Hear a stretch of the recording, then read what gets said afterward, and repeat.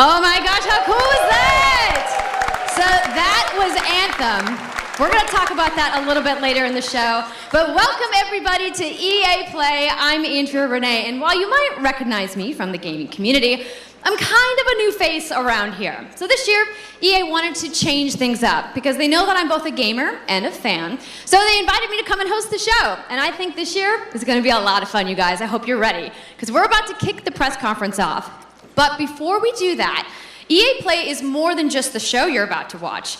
Right behind these doors, there is a fan fest outside, and it is huge this year. It's a full 3-day gaming festival where thousands of gamers can come and play games for free. Now, inside the theater here, there are hundreds of community members from all over the world who are going to be capturing, streaming, and getting their first impressions of the games that we're going to be showing off here today. But before we can get to that, we've got some reveals, of course. We're going to kick things off with a look at Battlefield 5 multiplayer. Now, I know Trevor Noah gave you the first look. Yeah, we can clap it up. Last month, but we've got some new stuff to show you today. Then we're going to move on to FIFA 19, and boy, do they have some big news, you guys. Any World Cup fans? You guys excited? Yeah, it's going to be awesome. Then we've got 2 new indie games to share, and then I'm going to come back towards the end of the show with some of my favorite developers to give you guys a nice, meaty look at Anthem. And of course, yeah, we got the woos for Anthem. I'm into it. You want to do this with me? Well, wouldn't it be fun, you guys, if I told you all the secrets at once, right? Well, give him a break. He needs to just enjoy the show. So without further ado, let's get things started.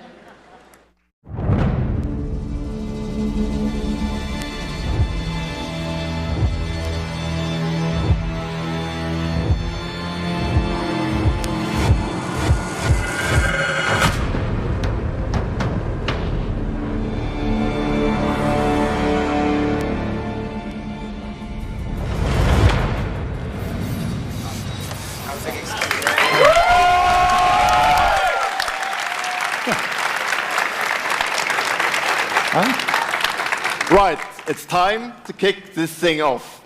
It's been 2 weeks since the reveal of Battlefield 5. And you know what? It's been exciting, there's been a lot of speculation, and so many brilliant remixes of a reveal trailer. But there's also been lots and lots of questions from the community. And we've heard you want to see more gameplay innovations. You want to know how customization actually works, and you want to know more about our take on the Second World War. So today, we'll show you more gameplay and why this is the deepest and most immersive Battlefield yet. It certainly is. You will be able to dive and smash through windows to surprise your enemies. Where previously defenses were stationary, you will now be able to move these weapons around on the battlefield and gain advantages. And our renowned destruction system is back and more impactful than ever. So, well, you can't really hide from those pesky tanks anymore as they come chasing you for you, as they rip through those buildings. And you will now be able to customize your soldiers, your vehicles, and your weapons, not only for the gameplay, but for the looks, as part of our portrayal of the Second World War. And that's just the tip of the iceberg in Battlefield 5. You're going to see a lot more of our new gameplay systems here at EA Play from our community. So let's talk about our single player in War Stories. Yes, let's do that.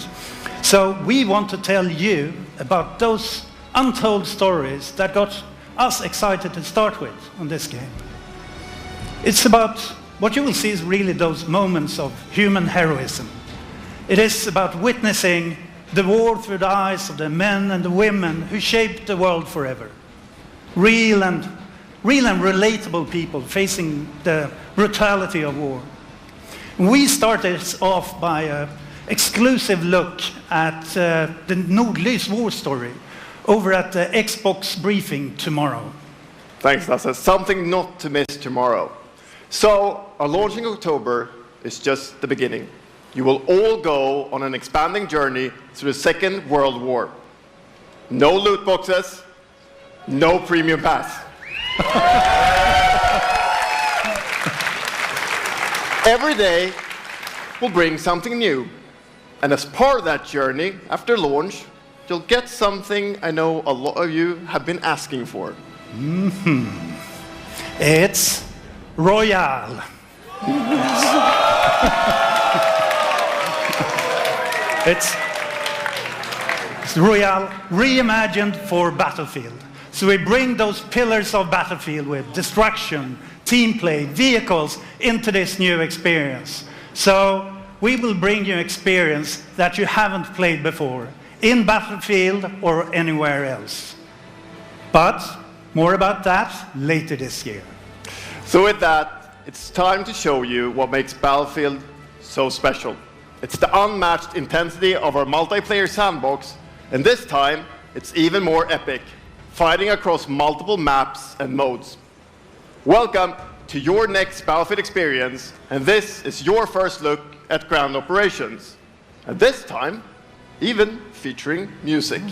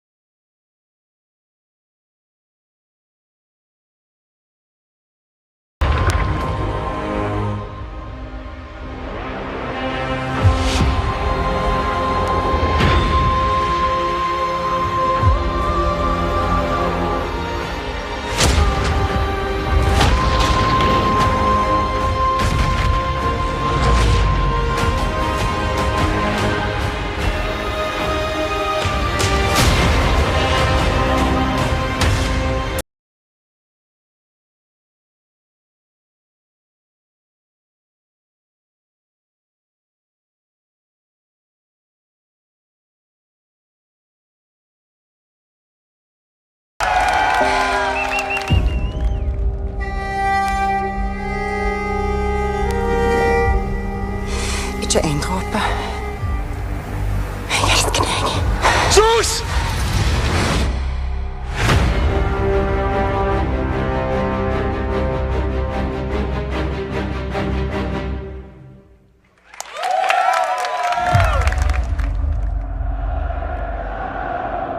Quando eu era criança, sempre sonhei em tornar-me um campeão. É preciso determinação e vontade de vencer. Até mesmo nos momentos mais difíceis, tu tens de continuar a acreditar. Esta é a tua oportunidade de te mostrares ao mundo. Tu és um campeão.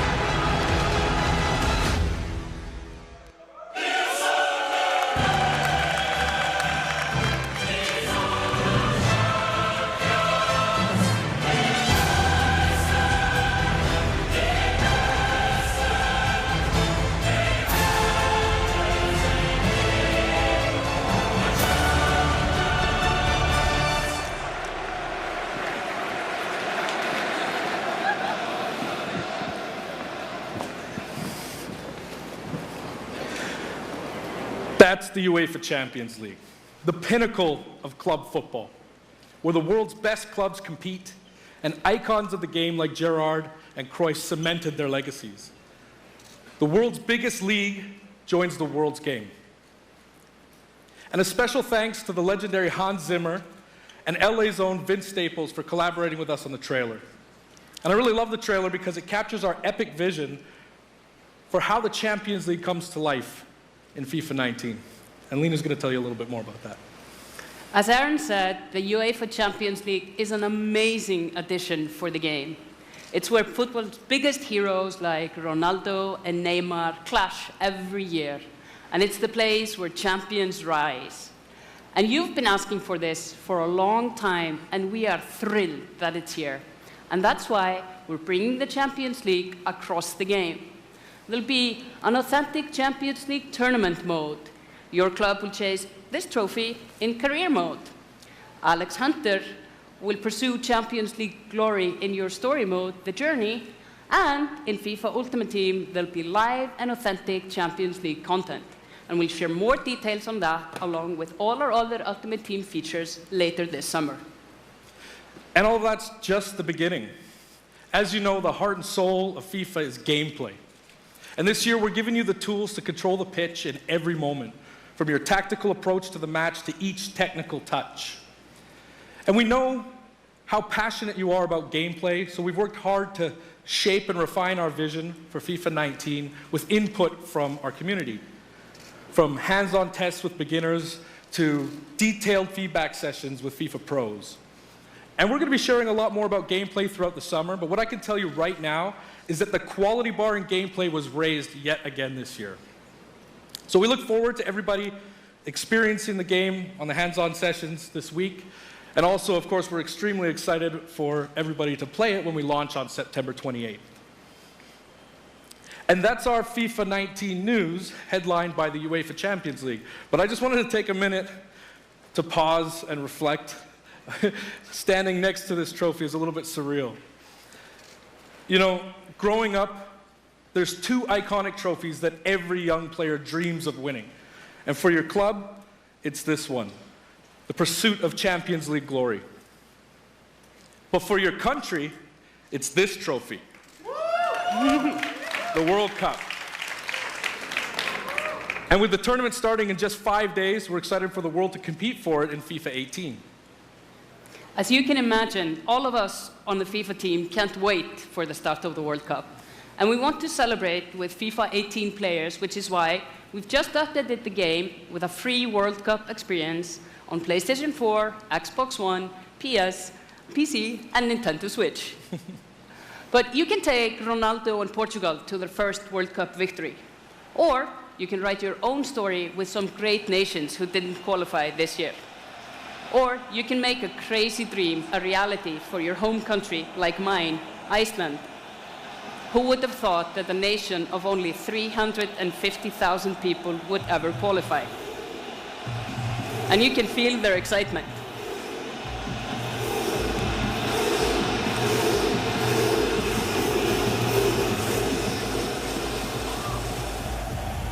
Apologies to any England fans in the room, that might still sting. And Lena isn't the only one who's excited. FIFA 18 players are loving the World Cup experience so far. But we don't want to stop there. We want to invite everyone to come and join the celebration. So I'm pleased to announce that for a limited time, FIFA 18 complete with the entire World Cup experience is available for a free trial on PlayStation 4 and Xbox One and on PC through Origin Access. Yeah, you can download and play the entire game right now for free. Yeah.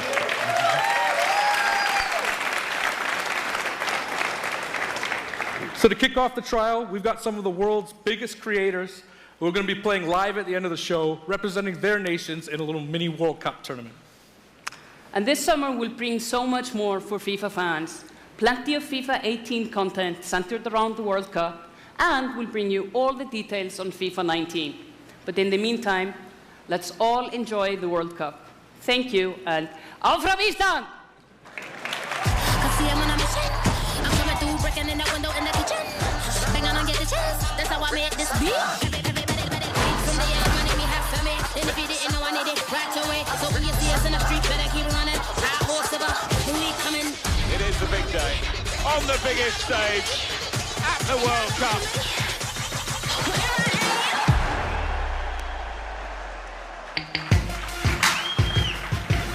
Good morning. EA Sports, FIFA 19. You know, the FIFA community never rests. 20 million people from 60 countries playing in competitive leagues this year. Well, the FIFA team never rests either, bringing the Champions League and the World Cup and so much other greatness to FIFA this year. We can't wait for you to experience it all. We've got so much to do here today, but I want to welcome you to EA Play. It's our third EA Play and our second one in Hollywood, and we couldn't be more excited to have you with us to share all the games that we have to show you. We've got lots to do, but before we move on, I'd like to share just a couple of things. The greatest disruption to the consumption of entertainment media in the last 5 years is the combination of streaming plus subscription. As consumers, watching movies, watching TV, listening to music, reading books has never been easier. And we believe that disruption is going to have a profound impact on our industry in the next few years. And so over the last couple of weeks, you will have seen that we announced a new team from Israel has joined Electronic Arts to help our investment to extend our thinking and extend our pioneering into this cloud gaming world. For many people, that's going to mean extending the experiences they already play on our partner platforms. For others, it's going to mean new games and new modalities of play across a whole variety of platforms. But for everyone, it's going to mean playing games anywhere, anytime. So this week, we've got a tech demo running. All of our games streaming in HD from the cloud to multiple devices that you'll be able to try out for yourselves. Now, it's not quite ready for full market prime time yet, but it is a promise of what we hope to bring you in the future.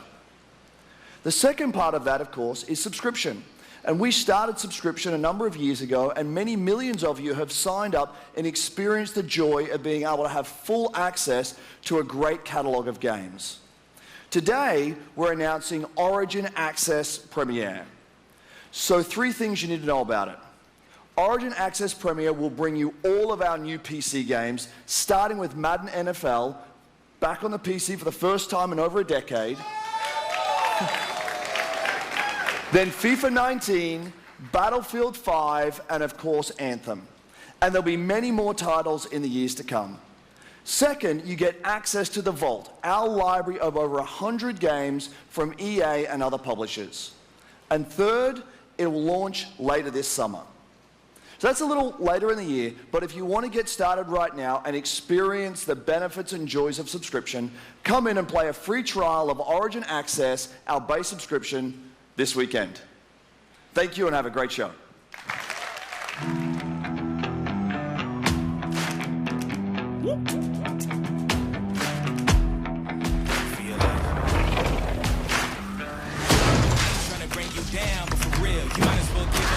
Think you got a chance, but I don't see how. Got a real tight grip when I hold that crown. My life been good and bad and all around. The more things I lost, the more I found. Came here ready to fight on this night. You better just run for your life.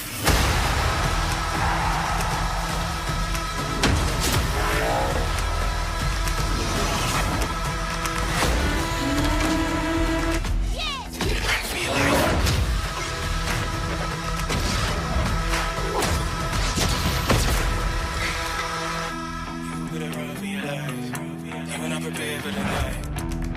Run for your life. Hey everybody, what's up? So I'm here sitting inside the crowd at EA Play, and I just happened to find Mr. Vince Zampella here in the audience from Respawn. What's going on, Vince? How you feeling today? I'm feeling great. I love this stuff. I love seeing new games. I mean, someone's super excited about that man on PC, right? Yeah! So, you guys may have seen that Vince was tweeting yesterday, and there has been a bunch of speculation. So, you want to just get right to it? Sure. I mean, we're not ready to show all of our stuff yet. We're working on a bunch of stuff. It's amazing. The teams are kicking ass. But we wanted to bring a little tidbit. So we've been working with Lucas on getting the name and kind of the setting for what our Star Wars game is going to be, and we're going to talk about it right now. Oh, you guys got any guesses? I bet you the internet is going wild right now. I hope so. So the Star Wars name is Jedi Fallen Order. Woo! So Star Wars Jedi Fallen Order. Yeah, so it kind of gives you some idea that you'll be playing a Jedi. So does that mean I get to like hold a lightsaber? Yes. So Vince, you got anything else? Well, it takes place during the dark times. Trying to be a little vague here, but when the Jedis are being hunted, so it's going to be spectacular. So for all the hardcore nerds out there who want to know where in the timeline, between which episodes is it? Between 3 and 4. Okay, all right, between 3 and 4. That sounds like a nice time. You got any other tidbits? No, it's not a nice. It's a dark time. It's a dark time. Bad time. Does that mean it's going to just be all dark and serious? It's amazing. All right, so I think people are now anxiously want to know, when can we play the game? It will be holiday of next year, 2019, not this year. So, sorry to dash any hopes. No. But now that we know, we can set expectations. We're all going to be amped up, and hopefully we'll hear more from you maybe next year. Oh, yeah. Well, Vince, it was great to see you. Thanks for stopping by the show today. We do have a little bit more news on Star Wars, so I'm going to toss it over to Dennis.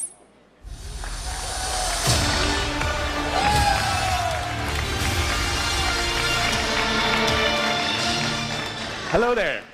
My name is Dennis. I work at DICE in Stockholm on Star Wars Battlefront 2. I'm really happy and excited to be here today, so thank you so much for hanging out with me for a little bit. So we launched our game in November of last year, and clearly we didn't get it quite right. So instead of coming out of the gate sprinting like we really wanted to, we had to take a step back and make sure that we were delivering the game that our players really wanted. So we decided to completely overhaul our progression system and add a bunch of new character cosmetics for players to collect instead. So from there, we added a new hunt mode inspired by the original Battlefront games that I loved personally, starting with the Ewoks on Endor. And thank you. It turned out to be by far the most popular update of the game, and the team loved building Ewok Hunt. So, as you might know, we're currently in our Han Solo season with content from the movie coming next week. It's headlined by the new planet Kessel, a really dangerous place, and it features the return of one of our favorite modes, Extraction. So looking forward a little bit, this summer we will be introducing a new squad system to the game, which will allow you to team up much easier and play with your friends. We're also adding a new starfighter mode focused around dogfighting with your hero ships. And looking ahead a little bit more, we will also be delivering a new large-scale multiplayer sandbox experience focused around capturing command posts and attacking and taking out capital ships. But that's not all. We know that you have been asking for new heroes, villains, and planets from a certain era that features a very iconic Star Wars conflict. So I'm excited to confirm that Battlefront 2 this year will be going deep into the Clone Wars.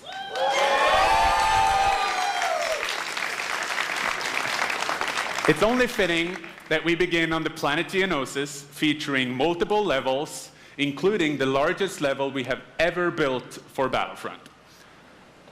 So let's talk about the heroes and villains. First, let me introduce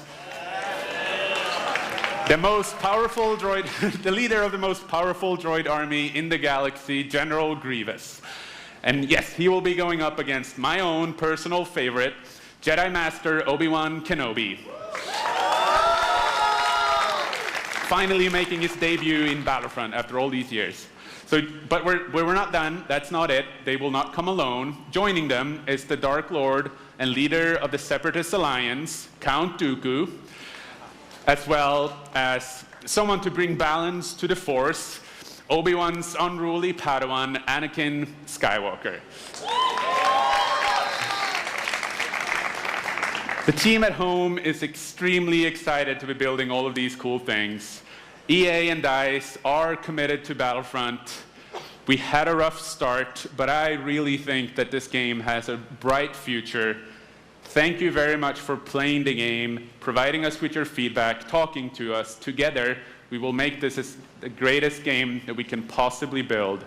There would be no Battlefront without you. So thank you, may the force be with you, and enjoy the rest of E3. Thanks.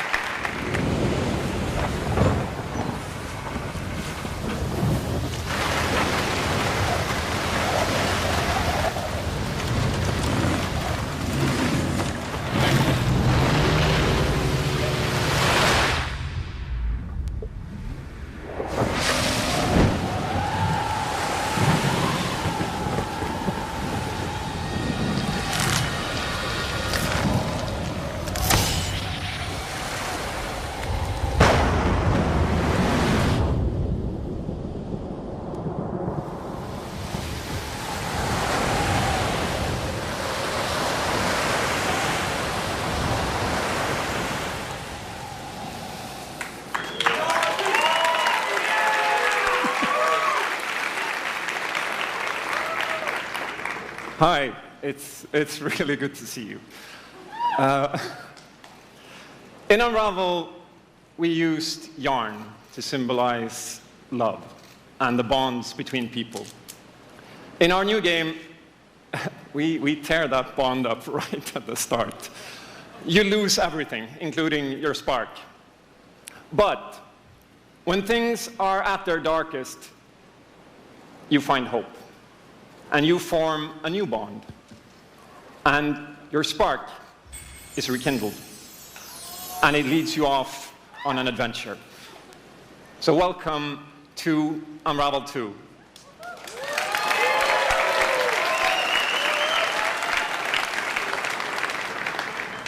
It's a game about fresh starts and second chances. These two little souls who refuse to give up and who build something new and beautiful together. And the whole game is inspired by that spirit of optimism and togetherness. You see, it's all made to be played with two characters. You can play it alone, or you can play it in co-op with a friend, but there's always two characters there, sharing one yarn and working together to get through this adventure. This game, it's quite different from the first. It's both friendlier and more challenging, but above all, it's a lot more playful. And we think it's a worthy successor. And I want to show it to you now, so I brought some help. So please welcome Michael to the stage. He's a producer at Coldwood. And we're going to try to show you a little bit of what I'm talking about how you can play the game in co-op with yourself, essentially.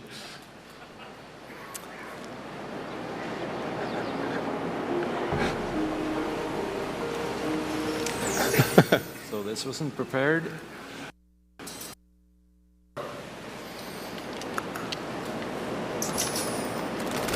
So when you're playing it by yourself, you can essentially pick up the other character and carry them along through the more fast-paced segments of the game. And we actually tried to include a bit more of those, because we figured that since it's a co-op game, we wanted to have more like thrill and danger and kind of wow moments. Places that were like fun and exciting.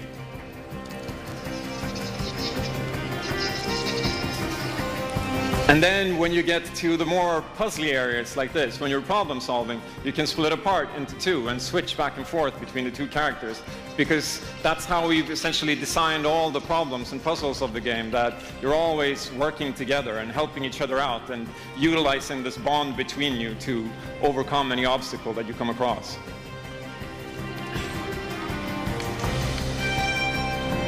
So I guess I'll jump in at this point. Yeah, come join me. So I'm going to be the red one. Okay. You'll be the blue one. I'll be blue. A little celebratory flip there.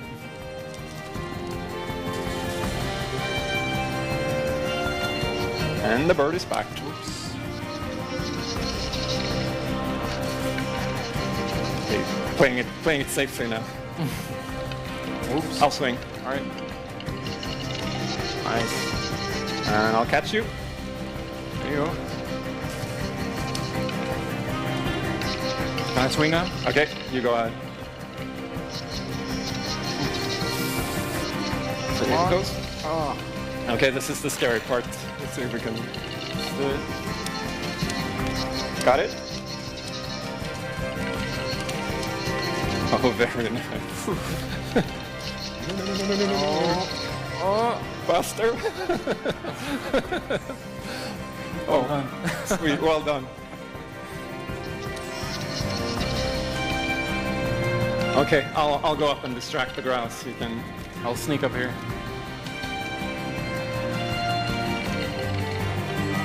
Okay, your turn. Yeah, look at me. Here you go. Keep him over to the left. Now I'll go. All right. Now I'll pull you up. There you go.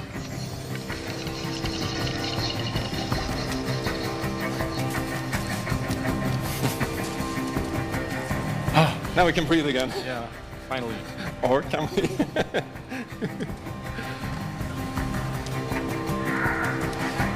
So that's a quick little look at Unravel 2.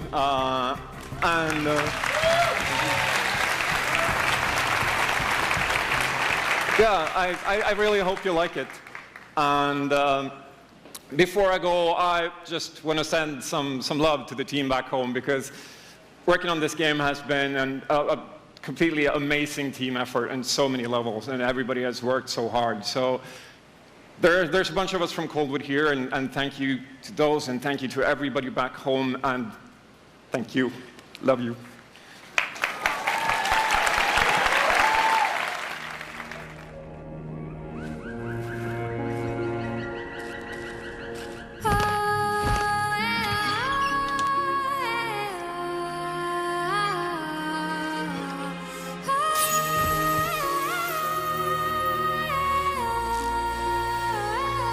Till Queendom come, till Queendom come, my Queendom come, my Queendom come. The sea waves are my evening gold, and the sun on my head is my crown.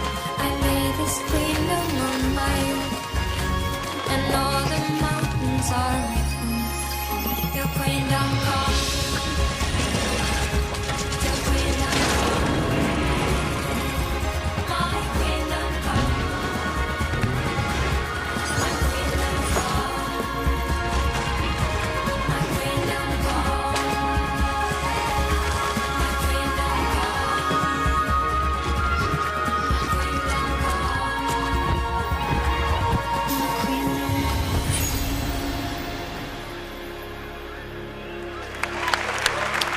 Thank you, Martin, and the brilliant team at Coldwood. The game is really strong. These guys have done an amazing job, and it's clear that they have a lot of passion, and I can't personally wait to play Unravel 2 with my kids. But what's even more amazing is that we will make Unravel 2 available to everyone today. Yep, you heard that right. You'll be able to take these two Yarnies on their next big adventure starting today. The game is finished, it's out. So thank you, Martin, and thank you to the team at Coldwood. Back in 2015, we started on this journey with the original Unravel to seek out the most creative, independent developers and bring them into our EA Originals program. It's been our way of helping these creators bring their unique games to the world and to tell their stories. And last year, if you remember, Joseph Fares was up here on stage representing his team at Hazelight and The Way Out. And I think we all kind of remember that. And you might even remember him from the Game Awards as well. I think I did. Anyhow, in March, that game caught fire. It's innovative, it's fun, and it's something fresh and new, and you all loved it. We saw over 2 million players in the first 2 weeks. And A Way Out is such a huge success that Joseph and his team are expanding and moving into a new studio. So stories like this drive our industry, and it's why we will continue to work with independent developers to help them realize their dreams. Which leads us to our next EA Originals title, from a little game studio in Berlin called Joe My Games. When I met this team and I saw the game, I was instantly drawn to how personal this story was. It's one that carries a very powerful and important message, and it's unlike anything we have ever done. So please welcome Connie Gepper to the stage from Joe My Games to tell you more about Sea of Solitude.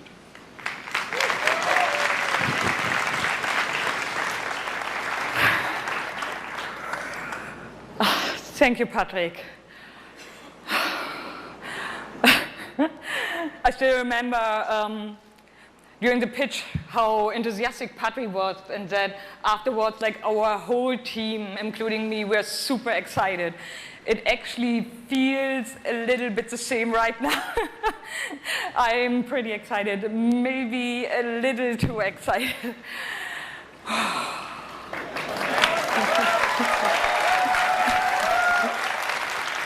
Thank you. We are Yomai, a small indie game studio from Berlin, and we are developing Sea of Solitude, or SOS as we call it. The whole journey from the very first concept to actually becoming a part of EA Originals is simply amazing. Let me tell you more about our game. When humans get too lonely, they turn into monsters. This is at the core of everything you will see, hear, and hopefully feel while playing SOS. What makes this underlying concept so important and so unique is that nearly every human being can at least somehow relate to or remember the feeling of being lonely. In my case, I started writing the story when I felt the loneliest in my life.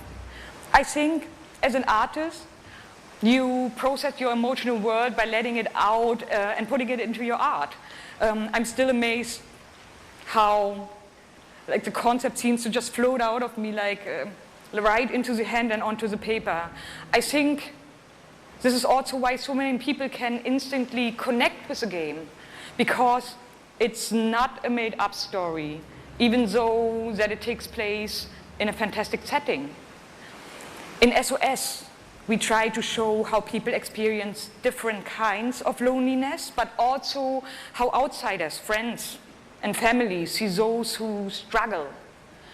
We achieve all this in playful ways so that players who want to simply enjoy a fantastic experience can do so. But player who wants to look a bit deeper can reveal a whole emotional world beneath it all. Sea of Solitude is about a young woman named Kay who is suffering from such strong loneliness that her inner feeling, the darkness, the anger, the hopelessness, worthlessness, turns to the outside and she becomes a monster. The game is about finding out why this happened to her, but also how to turn her back into a human. Ultimately, the goal is to bring all those emotions into balance. Some needs to become bigger, some would be better off a little smaller, but to embrace even your destructive part or your self-doubt in the same way you embrace your joy or your hope. This is what being human is all about. And that's what our game is all about. Thank you. Is this real?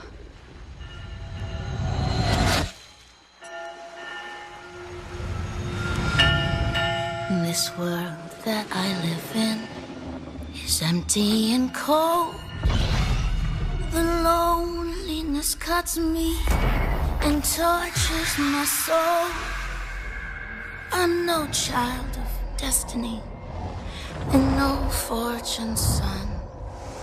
I've just chased you so long now, I'm too weak to run. A new day is here, but nothing is new. Alone in my room, I tremble for you.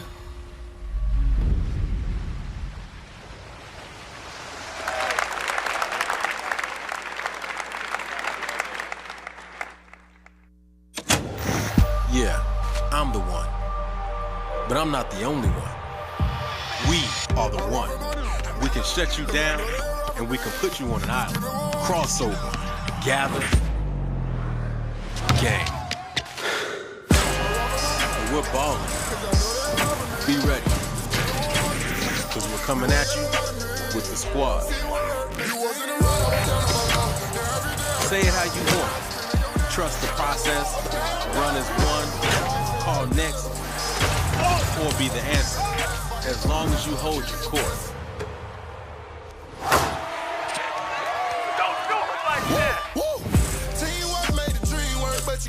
Just remember though, wherever you call home, whatever your fit, or however you ball, you're on my court. I'm the one. I'm the one. I'm the one. And this is my squad.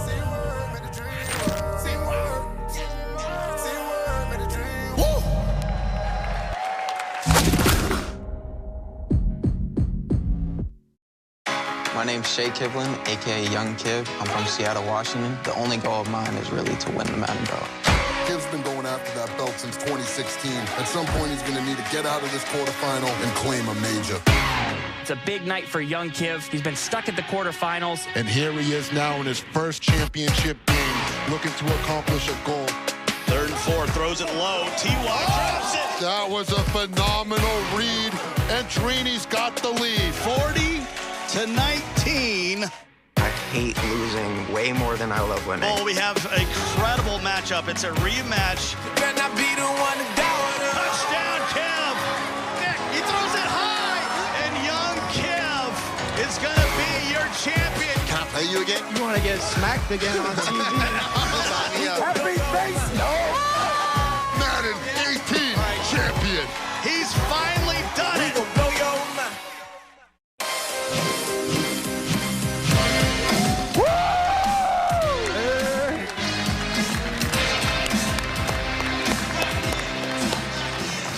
Okay, baby, how you doing? I've been good. You still recovering from that butt whooping?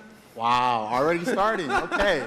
Hi, everybody. I'm Juju Smith-Schuster from the Pittsburgh Steelers. As you guys can see, king of touchdown celebrations. That's pretty fire. I like that a lot. As you guys know, this is Young Kiv, Madden 18, Madden champion. Like, give it up for Young Kiv, y'all. Give it up.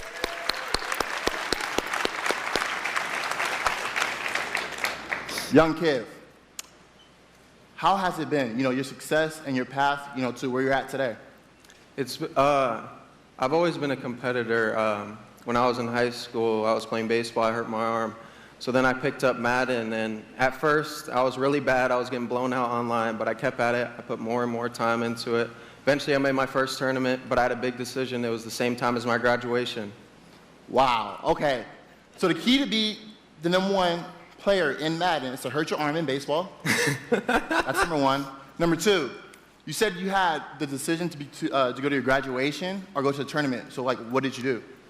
I chased that money. I still got my diploma, but I chased that money. There you go. We're out here chasing money.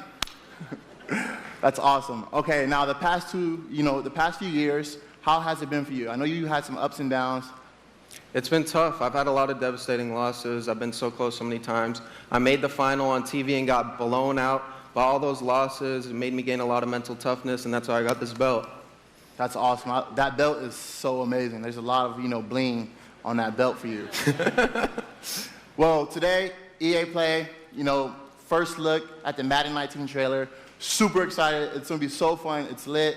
I honestly wish I can stay right here and talk to you guys forever, but I'm not going to bore you guys. We're going to go out.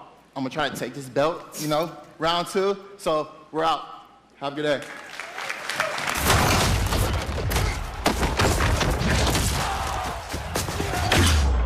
You've worked your whole life to get to moments like these. To the very top of the mountain. You battled through the pain and failure. All just to get to this place where you've been told legends are born. You fall so you can rise. And you rise so that you can truly see. See that it was really Never about reaching the end of the road at all, but about all the moments that got you here.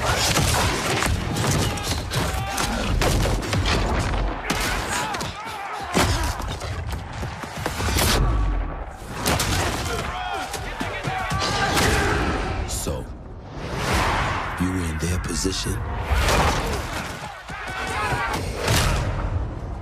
would you let the moment define you? Or will you define the moment?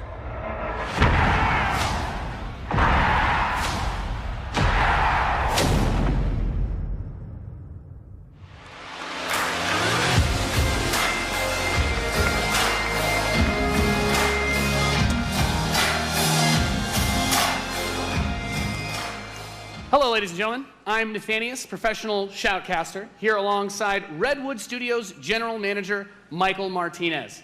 How you doing today? I'm super excited to be here. Yeah, we're going to do this presentation a little bit differently and give you your first look at a brand new mobile game in a live, winner-take-all, head-to-head match. Michael, why don't you tell us the rules? Sure thing. The objective is straightforward. Destroy the opponent's base to win. Unit control, super simple. Just tap the destination, unit automatically moves there. The most efficient way to destroy the opponent's base is with this giant nuclear missile in the center of the map. Control the missile by standing on a majority of the control points. A bar fills up while the missile is possessed. Whoever controls the missile when the bar fills up will fire the missile. It takes 2 missiles to destroy the enemy's base and win. That's it. Sounds great, Michael. Well, enough talking about it. Let's get to this match. Absolutely. All right, ladies and gentlemen, we have an awesome matchup lined up for you here today. Fighting for the blue side of the room, if you could please give a cheer for one of the most formidable RTS players there is. Make some noise for In Control. Yes.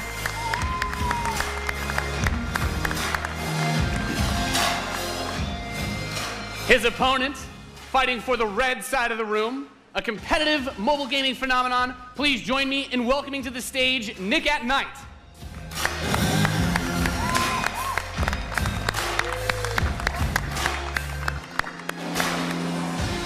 Now, Mike, it's going to be a real clash of these gaming styles and the competitive backgrounds that these players have. It should be a great match. It really is. I can't wait. All right. Are the players ready? Let's get this thing going. Ready to go.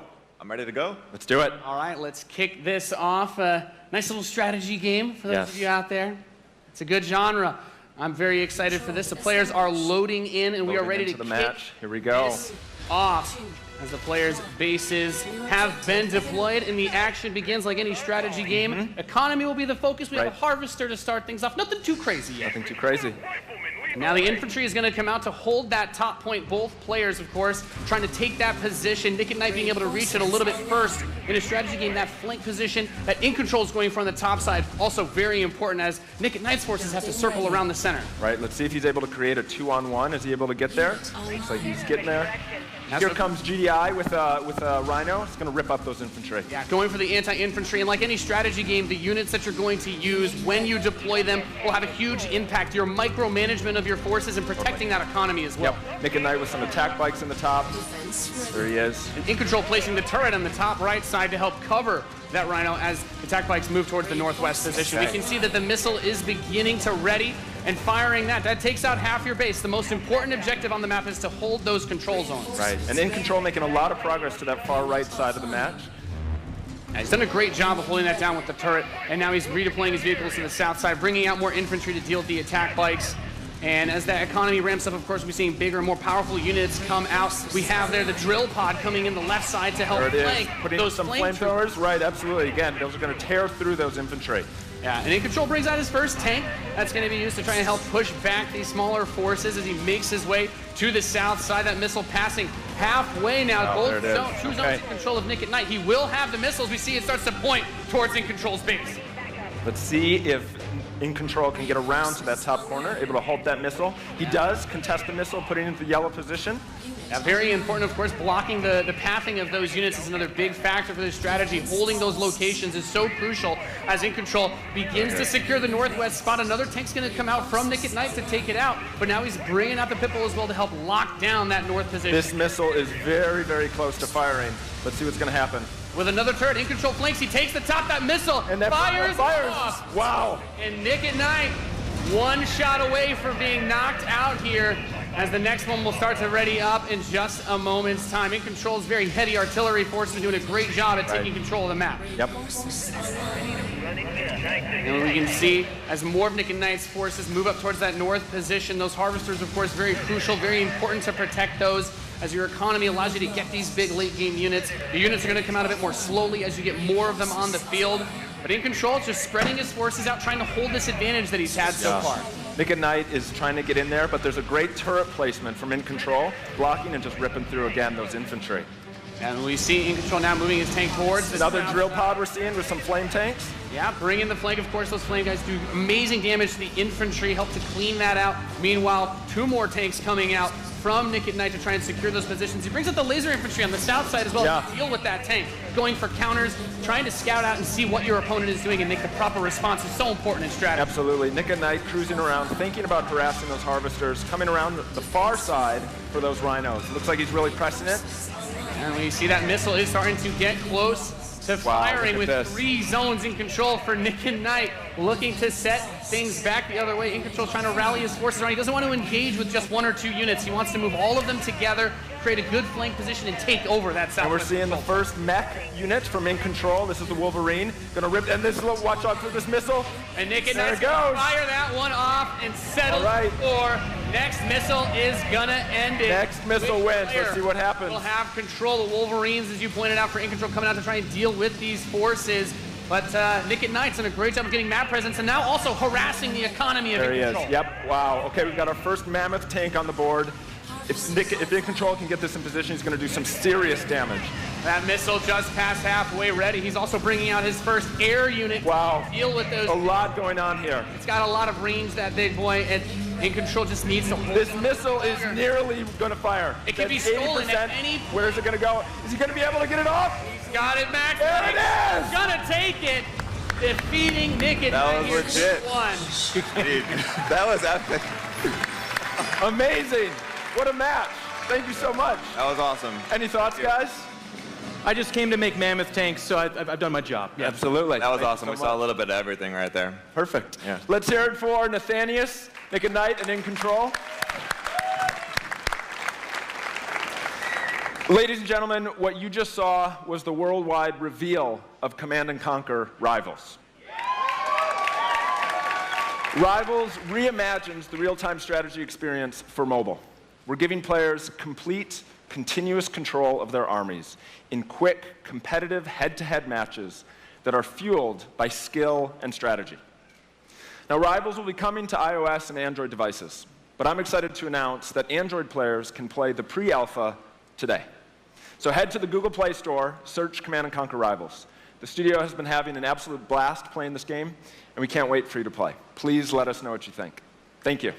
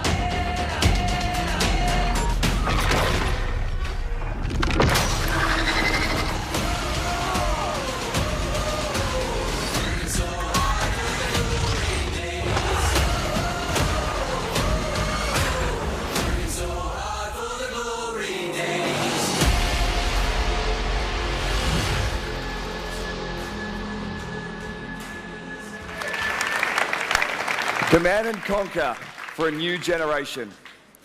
Now, before we close the show with a spectacular epic anthem, I wanted to share a few final things. I am blessed to be able to work with some of the most creative people on the planet who come to work every day to create amazing entertainment. And what I can say about all of those teams, and what I can say about us, is that we are always trying to learn and listen and strive to be better. And so as you look at the 10 experiences that you're going to see today, and as you play games this week, there's some things we hope come through.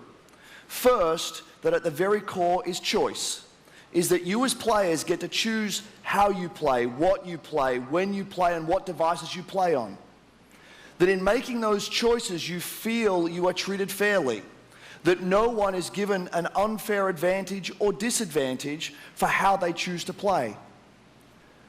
That for every moment that you invest, we know that you put so much of your life into the games we make, and that for every moment that you invest, you feel like you are rewarded and you are given value for that investment.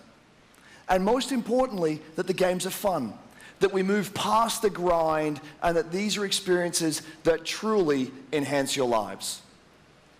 And so, as we think through all the things that we're trying to do, know that we want to be better, and that we want to make great games. And that as much as we love making games, and as much as you love playing them, there's something that is even greater that we can do together. The power of this community when we come together to do amazing things is profound. Last weekend was the 3rd year of our Play to Give program, where we show the world how the power of play can be a positive force for social impact. Millions of you out there participated in 9 in-game challenges in our games, logging millions of hours in support of Play to Give. And to celebrate that, we contributed a total of $1 million to 3 charities that share our vision for a more inclusive world. A world where representation and equality are not something we strive for, they are the standards. And where bullying and exclusion are not an everyday threat. These 3 organizations, the United Nations He for She, PACE's National Bullying Prevention Center, and Ditch the Label, an anti-bullying organization, all are doing great work, and we're proud to support them through Play to Give. And thank you for your support. Thousands of us at EA and millions of you together doing immeasurable good because we love games. Thanks for being with us, and thanks for the incredible privilege of making games for all of you. Now, without further ado, let's take a look at Anthem.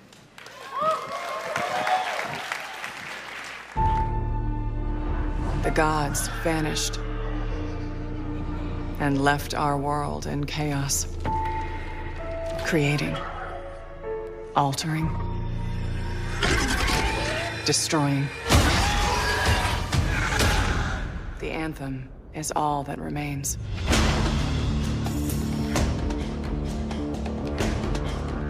There's a storm coming. These walls can't protect us forever.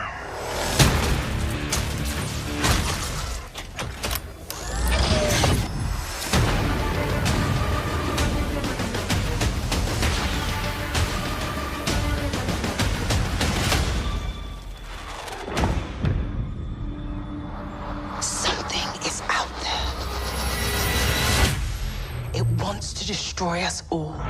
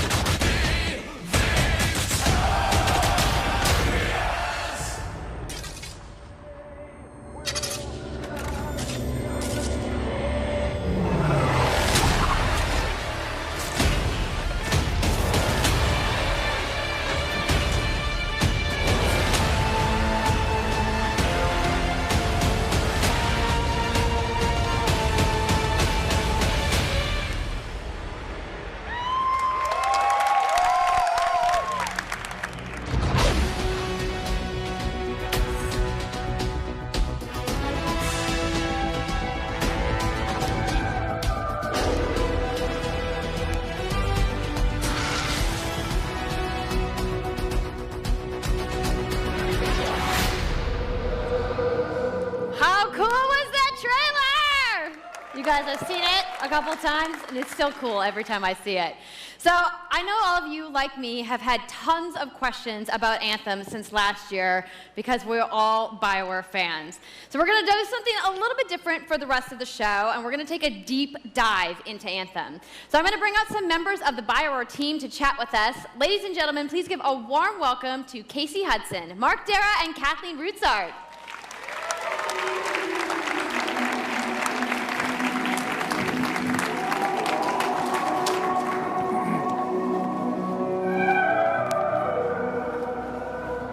All right, thanks guys. Thanks for coming out today. Just got a little game to show, right? Yep. It's going to be very exciting. So Casey, we're going to go ahead and just jump right in and get started with you. So now we know that you all started, or Casey, you started your career at BioWare way back in the day, but you took a couple years off. But before you came back, you actually worked on Anthem before you left. Yeah, that's right. So, you know, first of all, it's amazing to be back. It's awesome to be making games for BioWare fans. You know, we have the best fans, so it's been super satisfying to come back to it. And, you know, I just want to be able to continue the legacy of the studio. And that's kind of where it started with Anthem, is just thinking about, you know, what is the evolution of a BioWare game? And we wanted to create a brand new world for people to discover, you know, a whole new world of story and character. But we also wanted to do something that was, you know, more of a dynamic and living world, a game that would change every time you came back and played it. We also wanted to do something where, you know, if you wanted to invite your friends into it, then you could do that as well. So that was really the initial vision of the game, not an MMO, not a multiplayer game with stories sort of bolted on this side, but something new and different, and I think the team has really captured that vision over the years. Your fans really love the stories from BioWare, but I think we're kind of curious how you're planning to make story work in this shared world. So a great story for BioWare is really about characters that you can have a connection with, choices you get to make, and feeling like the story is about you.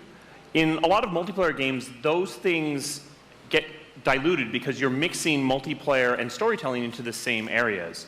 Now you can build a solution to that, but you have to really build it into the core of the game. And that's what we've tried to do with Anthem. It's what we call our world, my story. So when you're out in the open world, the world is really dangerous and you're focused on your mission. And this is where other players get to play with you.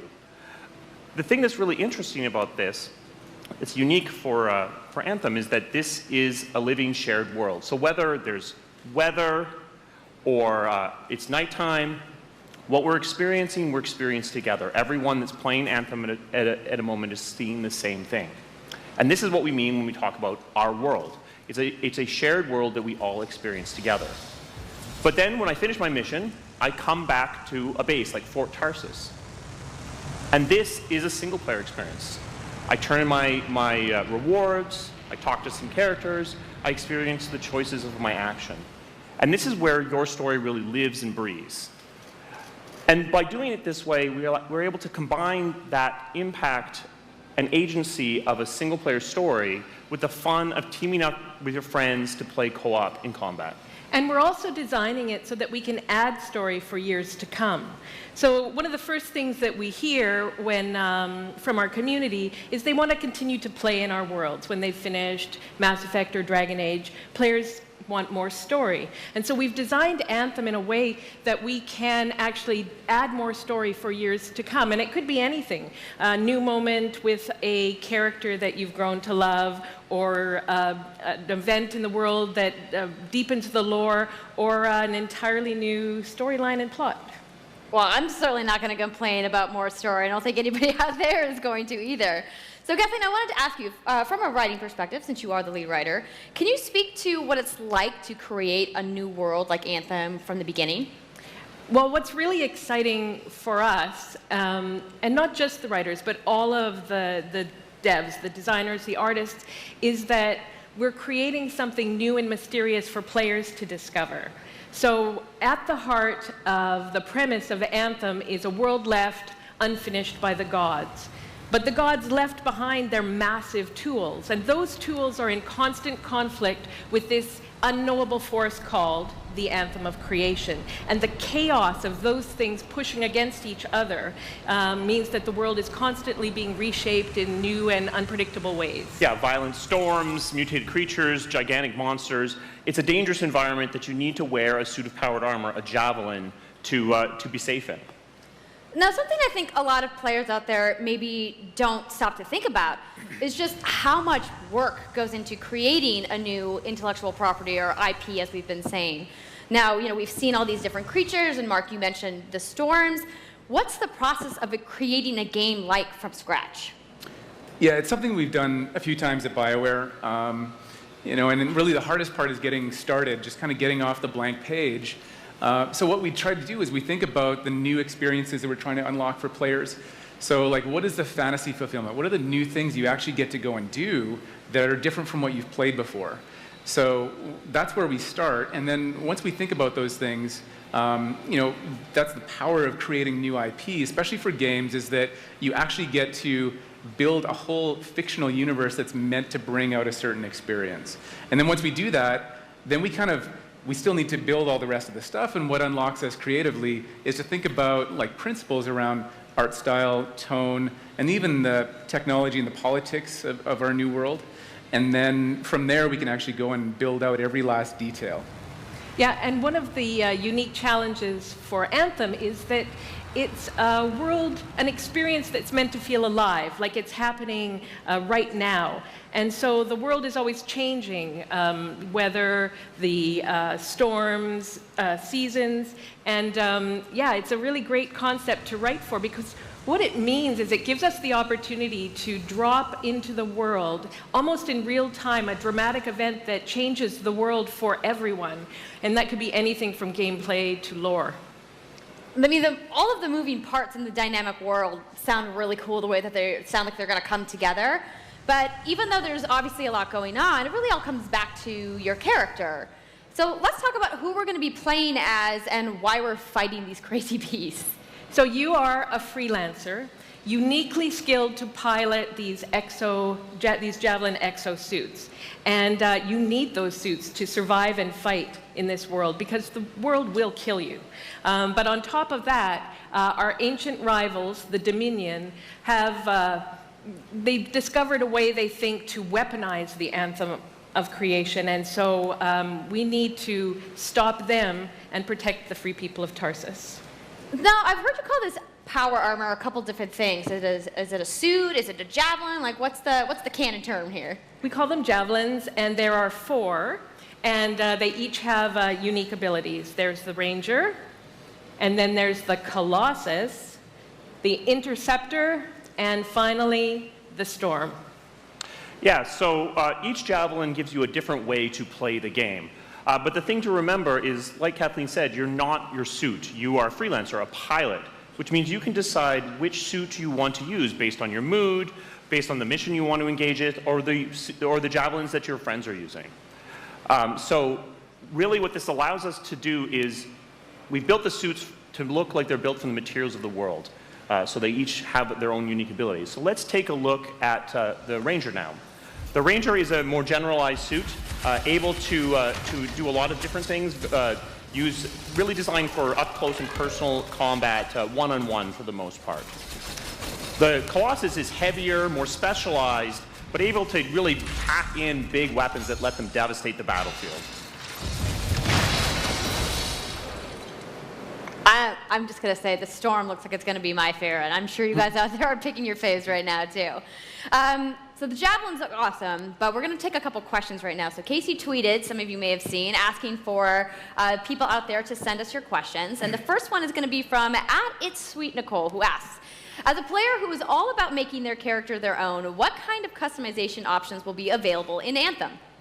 Yeah, so we really want players to express themselves, both through customizing the way their javelin plays, through gear and weapons, but also being able to personalize the way that it looks, both through paint jobs as well as changing the actual geometry of the suit itself. We want teams to be able to do this as well. And because you're going to be using a javelin for a long period of time, we really want you to be able to make it your own. I'm glad you brought that up, because actually, Jay Legato has a question connected to customization. Monetization. How, when, loot box, cosmetics? Yeah, so we are going to have some cosmetics and vanity items that you'll be able to purchase, but you're always going to know what you're going to buy before you spend any money on it. So no loot boxes, no ability to pay for power. Yay. So that means no ability to spend money on gameplay advantage at all within Anthem. But even more important than that, we want to make sure that Anthem is an immersive experience that feels like it's complete from the get-go. So that means a main story, a big open world, and an ongoing service that provides new content for a long period of time. New story, new experiences for everyone. Well, I'm glad to hear that I can make my javelin pink. That's really all I wanted to know, I'm going to be honest. All right, Casey. We talked earlier about this being a co-op experience. So can you tell me a little bit about how the team gameplay in Anthem is going to work? Yeah, it really is about, the fun of teaming up as a team of superheroes and working together. So you want to get a few people together of different classes. So, I think here we're going to see the Colossus, just hammering people on the ground in gameplay, if we can have a look at that. So heavy artillery, being really strong, in melee combat. And then here you've got the Ranger shooting down from above. And then they're using combos and special abilities and stuff like that. But what I love is you don't just run around, you're swimming and flying as well. So it's interesting because at the Slate Tones wants to know, how will you balance multiplayer with single-player storytelling? So Anthem's really built around trying to combine the impact of having your own personal story with the fun of playing with other players. But we really want to make sure that, that playing with other people feels like a choice. So for people that want to just experience the story, you're going to be able to do that. Now, going out into an open world like this by yourself is going to be a little bit more challenging than if the team of 4 people. And we've really tried to balance the co-op experience to be fun, even for people that don't normally engage in this kind of thing. So I really hope that everyone at least gives co-op a try. Okay, that's good to know. If you want to roll solo, you can, but it's just going to be a little bit more difficult. Well, I know you all are on the edges of your seats. How about we show a little gameplay? Yeah? You guys want that? All right, so Kathleen, I think you're going to set this up for us? I will. So, you and your friends have decided to play a mission called Scars and Villainy. The Scars have put together an acid-based super weapon, so you got to take them out. So you start in the Strider, which is like a giant walker, and it's your forward base of operations. You have a conversation with your crew, Halleck, Faye, and Owen, and you'll hear Owen. He's going to talk us through the mission as we experience it here. And yeah, then you just get into your javelin suit and you head out with your friends. All right. Well, thank you so much, Mark, Casey, Kathleen, for talking to me about Anthem today. We're going to go ahead and roll the gameplay now. Enjoy, everybody.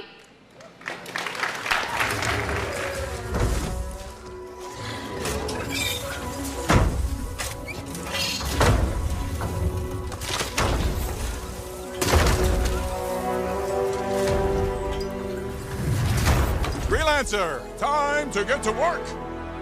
Faye said these bastards made some kind of acid. They're using it as a weapon. So, find where they're making this garbage and shut it all down.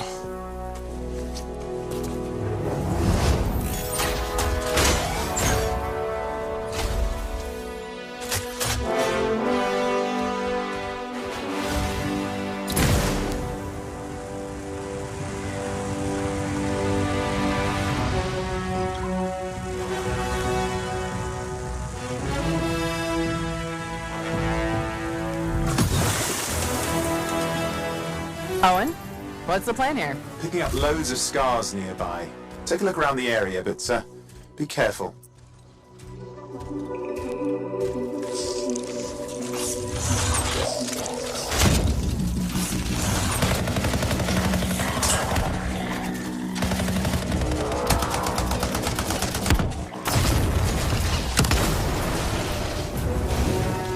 Right.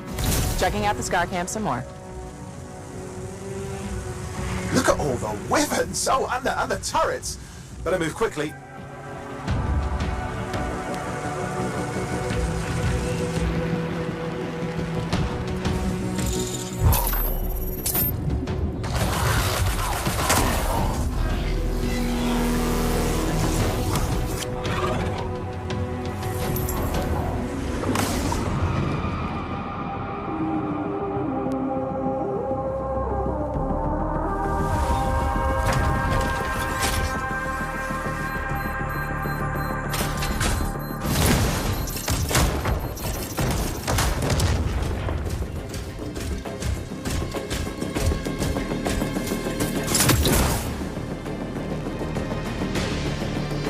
There's a Shaper relic.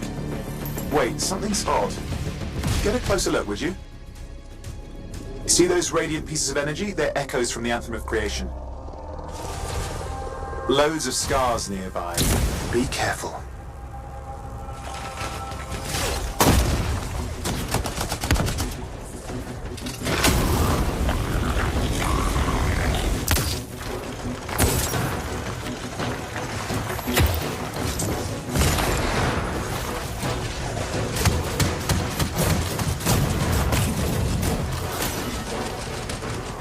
Return them to the relic. You've got to silence it fast.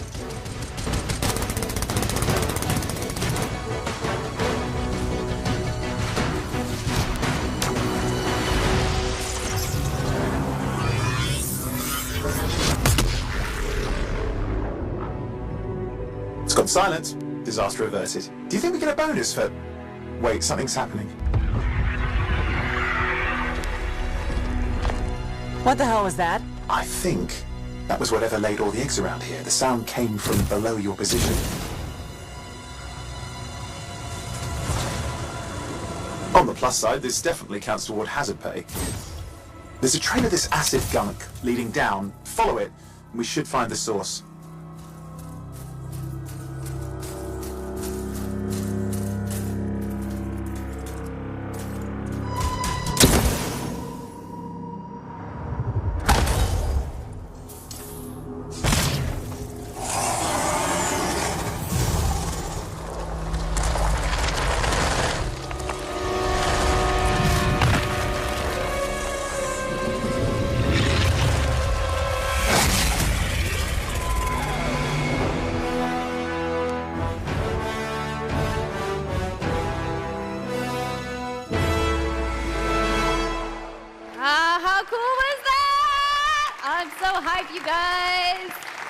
Yep, and that was actually just a short version of the full demo that we brought here to LA. So if you want to come by the Anthem Theater here at EA Play, you can check out the game live.